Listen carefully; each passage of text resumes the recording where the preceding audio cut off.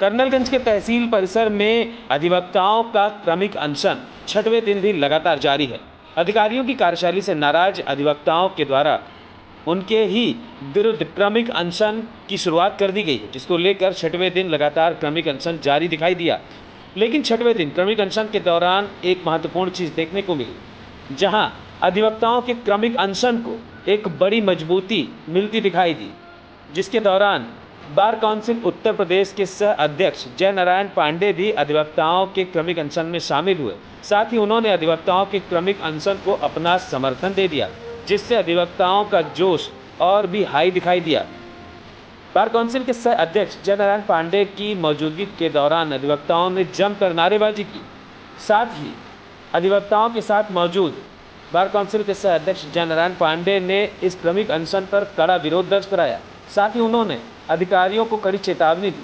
उन्होंने कहा कि अधिकारियों को अधिवक्ताओं के साथ बातचीत करके आगे बढ़कर इस क्रमिक अनशन को समाप्त कर देना चाहिए और अपने आचरण में सुधार लाना चाहिए।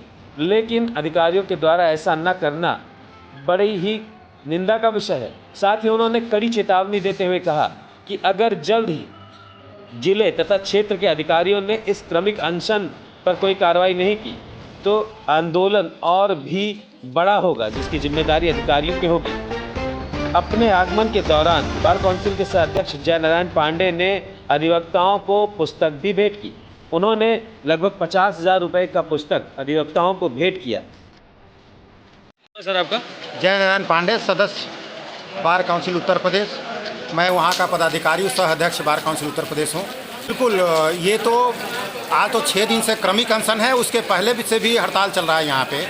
और इसमें अधिकारियों को आगे बढ़ करके इस मामले को समझा बुझा के और अपने आचरण में परिवर्तन करके इस क्रमिक अनशन को समाप्त कराना चाहिए। बहुत दुखद है ये कि 6 दिन से क्रमिक अनशन हो रहा है और उच्च अधिकारियों को सब बातों से अवगत है। यहीं पे डीएम है, 10 किलोमीटर की दूरी पे एसडीएम है और उनके कान तक जू नहीं रेंगता है। तो ये बहुत ही दुखद और निंदनीय है। आप किस बात के अधिकारी हैं?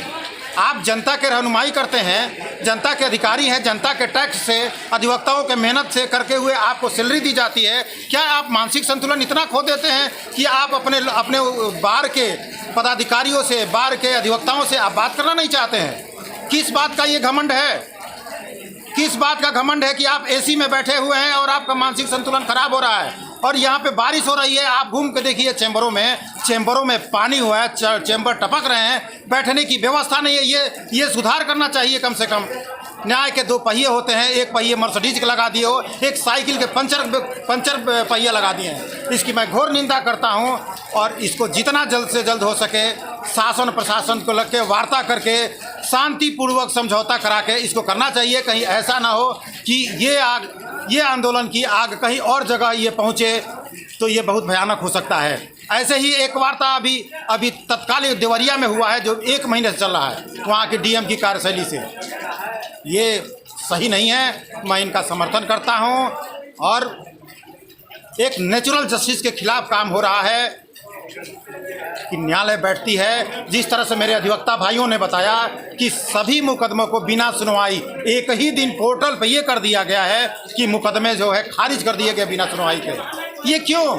हमें सुनवाई का मौका दिया जाए। हमें क्लाइंट के सामने अपना मुंह दिखाने के मजबूर हो रहे हैं कि किस तरह से उनसे बताएं, किस तरह से समझाएं कि वो पोर्टल पे खारिज कर दिया। मैं कैसे कर रेस्टोरेशन के लिए फाइल नहीं मिल रही है, तमाम तहसीलों में मेरी बात हो रही है। तो इस तरह से कार्य निंदनीय है और जल्द से जल्द मैं अनुरोध करूँगा उच्च अधिकारियों से, यहाँ के डीएम से, यहाँ एसडीएम तहसीलदार से कि जल्दी से जल्दी इस मामले को निस्तारण करा लें, शांतिपूर्वक काम चलता रहे, शांति व्यवस्था बनाए रखें। ये उनकी भी जिम्मेदारी है।